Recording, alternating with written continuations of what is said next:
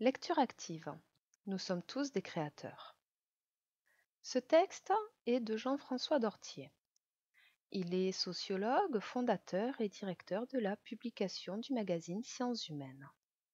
C'est donc un article qui s'intitule Nous sommes tous des créateurs et qui est paru dans la revue Sciences humaines numéro 221 en décembre 2010. Au sens courant, l'imagination a longtemps renvoyé aux productions fantasmatiques de l'esprit humain. Elle est associée au rêve, à la rêverie, à la fiction, romans, contes, récits, fables, à l'art, à l'utopie.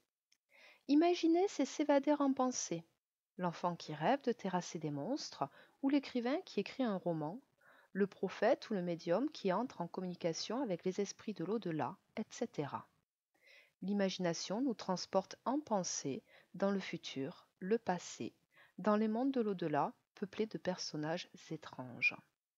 Cette vision poétique et enchantée de l'imagination ne recouvre qu'une partie de l'immense domaine dans lequel s'exprime la créativité. De plus en plus d'experts admettent aujourd'hui que la création ne se réduit pas au monde des arts, des rêves et des utopies. Les sciences de la nature font aussi abondamment appel à l'imagination. La physique a même progressé par des expériences de pensée révolutionnaires. Galilée n'a jamais lancé de poids du sommet de la tour de Pise pour découvrir la loi de la chute des corps.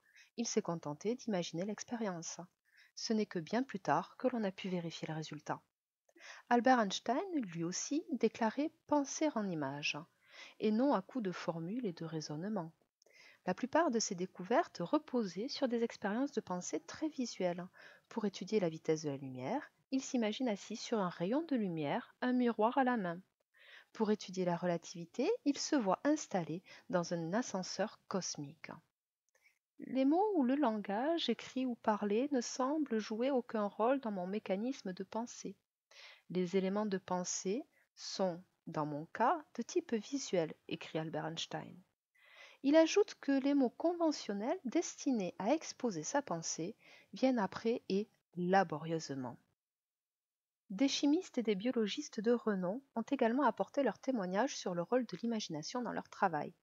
Le chimiste allemand Friedrich Kekulé, fondateur de la chimie organique, raconte qu'il a découvert la structure en cercle de la molécule de benzène en rêvassant au coin du feu ou voyant, tout à coup, les molécules formées comme un serpent qui se mord la queue, ce qui témoigne du rôle des analogies et métaphores désormais reconnus par les philosophes des sciences comme des instruments de pensée décisifs. En mathématiques, en physique, en chimie, en biologie, etc., on réhabilite aujourd'hui le rôle fécond de l'imagination et de son cortège d'analogies et de métaphores qui seraient de puissants générateurs de modèles. Les sciences humaines ne sont d'ailleurs pas en reste, à l'heure où l'on redécouvre la valeur heuristique du récit et de la littérature. La technique, longtemps mal aimée des philosophes et des poètes qui y voyaient le règne de l'utilitaire, est redécouverte aujourd'hui sous son visage créatif. Regardons les objets qui nous entourent. Téléphone portable, ordinateur, machine à café, montres, chaussures, etc. ont été rêvés avant d'être fabriqués. L'imagination créatrice intervient d'abord dans la motivation de l'ingénieur. Les frères Montgolfier ont inventé la montgolfière, ou les frères White les avions, non pas pour améliorer les moyens de transport, mais d'abord parce qu'ils rêvaient de voler. Charles Cros, l'un des inventeurs du phonographe, était un poète qui voulait garder la voix des gens disparus. Et la biographie des inventeurs, de Thomas Edison à Steve Jobs, révèle la part de rêve qui les anime depuis l'enfance. Mais l'imagination intervient surtout dans l'acte de conception proprement dit. Construire une maison, un bateau, inventer un nouvel objet technique suppose un travail mental de construction de mondes possibles, des objets techniques imaginés d'abord sous forme d'ébauches, de plans, de croquis et de schémas. Réaliser seul ou en équipe la création d'une automobile suppose du prototype initial au design final des couches successives de création technique ou esthétique.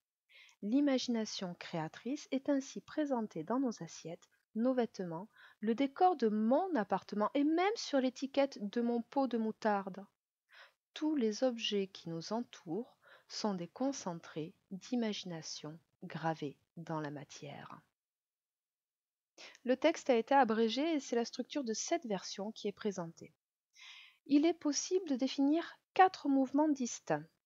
Les 2 premiers paragraphes présentent l'imagination comme un mode d'évasion qui permet de quitter la réalité.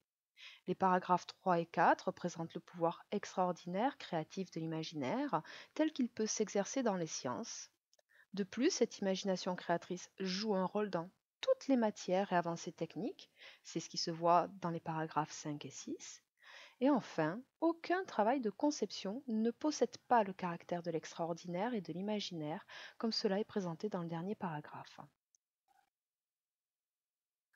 Dans ces 2 premiers paragraphes, nous pouvons voir que l'imagination est un mode de vision qui permet de quitter la réalité par la pensée. Le champ lexical de l'image et de l'imaginaire, très présent ici, nous le prouve.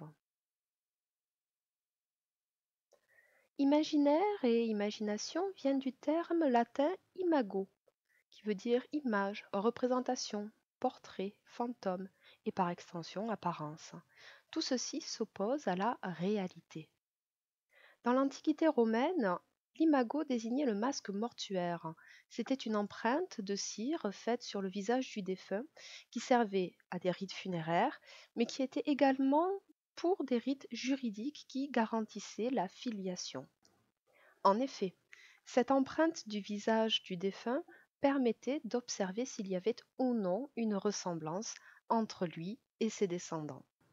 L'imaginaire permet surtout d'échapper à la réalité.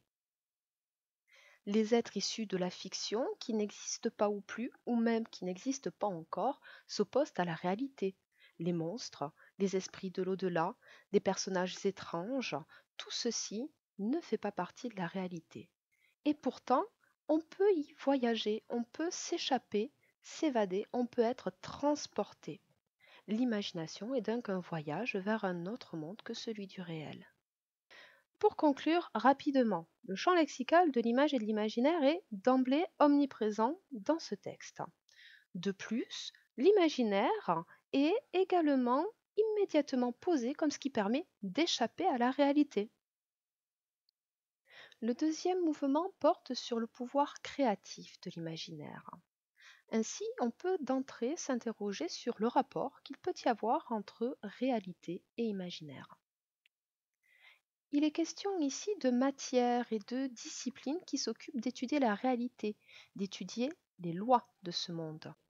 Ces disciplines sont celles des sciences de la nature, la physique, qui permet de vérifier les résultats, qui permet d'observer la vitesse de la lumière, la relativité, c'est le champ des biologistes, des chimistes, celle de la chimie organique. Elle permet d'étudier surtout des lois, ces lois qui sont celles de la chute des corps, celle de la relativité, celle de la structure en cercle de la molécule de benzène. On imagine généralement que ces expériences sont dites empiriques, mais ici il est question d'expérience de pensée. C'est donc une expérience qui est faite dans l'imaginaire pour chercher à expliquer le réel. S'imaginer assis sur un rayon de lumière ou dans un ascenseur cosmique, ce sont des rêves ou des visions folles comme un serpent qui se mord la queue qui sont à l'origine des grandes découvertes sur le monde réel. Il est surtout aussi question de créativité pure. La découverte, c'est l'action de trouver ou inventer ce qui n'était pas connu avant. Ainsi, la découverte scientifique tient aussi quelques rapports avec la créativité. Cette découverte se fait au moyen d'images pures, où le langage, qui sert à décrire le monde en temps normal, n'entre pas en jeu, comme l'exprime Einstein. La créativité, l'imaginaire dans les sciences, use même des ressorts purement poétiques, comme les figures de la métaphore ou des analogies. Ainsi, il y a un rapport étroit entre réalité et imaginaire, et même dans les sciences, la créativité pure intervient. Dans ce troisième mouvement, on peut voir que l'imagination créatrice joue un rôle dans toutes les matières et avancées techniques. Ainsi, elle s'impose à tous les champs du savoir. Les sciences dites dures ou exactes, comme les sciences humaines, les lettres, sont source de savoir. On parle ici de valeurs heuristiques. En effet, le récit et le jeu sont essentiels dans l'apprentissage. Pensez à Nathalie Sarraute dans Enfance qui joue avec ses cocottes en papier, les champions de la mémoire qui se racontent des histoires pour se souvenir, l'ordre dans lequel sont classés plusieurs jeux de cartes, ou la technique du palais mental. Même la technique, qui est relative à la mise en œuvre de savoir et savoir-faire, est elle-même créativité. L'accumulation donne l'impression d'une profusion et énumère toutes sortes d'objets du quotidien, banals, du plus sophistiqué au plus simple et utile.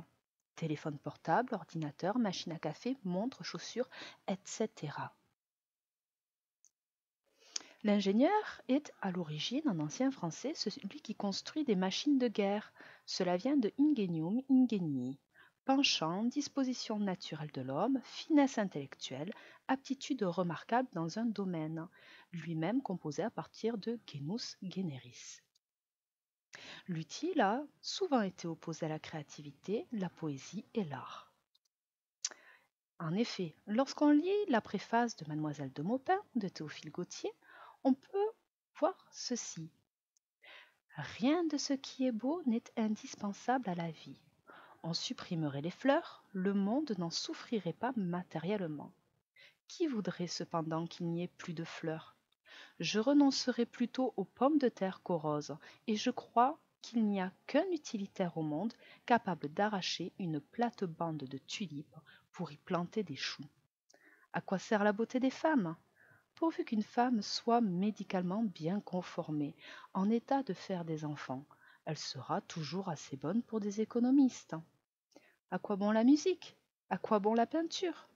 Qui aurait la folie de préférer Mozart à M. Carrel et Michel-Ange à l'inventeur de la moutarde blanche? Il n'y a vraiment de beau que ce qui ne peut servir à rien. Tout ce qui est utile est laid, car c'est l'expression de quelques besoins, et ceux de l'homme sont ignobles et dégoûtants, comme sa pauvre et infirme nature. L'endroit le plus utile d'une maison, ce sont les latrines. À ceci, eh bien, Marcel Duchamp, en 1917, répondra par sa célèbre fontaine, qui n'est autre qu'un urinoir renversé, daté et signé, exposé dans un musée et donc qui acquiert par là même le statut d'œuvre d'art. Ainsi, l'utile et l'art, l'ingénierie, la technique et la créativité ont très souvent dialogué, se sont très souvent fait la guerre. Reprenons donc. Après la technique, on peut observer qu'il y a tout un travail autour de l'invention et du rêve. Bien que l'utile, comme peut l'être une paire de chaussures, ait souvent été opposé à la création et l'imagination, ici, Jean-François Dortier assemble ces deux concepts a priori antithétiques. La totalité de ce paragraphe s'organise autour de la double articulation de l'imagination et de l'utilitarisme de la technique. Pour conclure ce troisième mouvement, nous pouvons dire que tous les champs du savoir sont concernés. La technique, elle aussi. Et finalement, inventer, c'est rien d'autre que rêver. Nous abordons donc le quatrième et dernier mouvement de l'étude du texte de Jean-François Dortier. Ici, nous voyons que chaque conception possède le caractère de l'extraordinaire imagination. Finalement, concevoir et construire un élément sur le plan matériel demande toujours de passer par l'imagination. En effet, avant d'en arriver à l'élaboration physique, la construction débute toujours par l'imaginaire. Ainsi, on parle de monde possible, les objets sont imaginés, l'imagination créatrice intervient.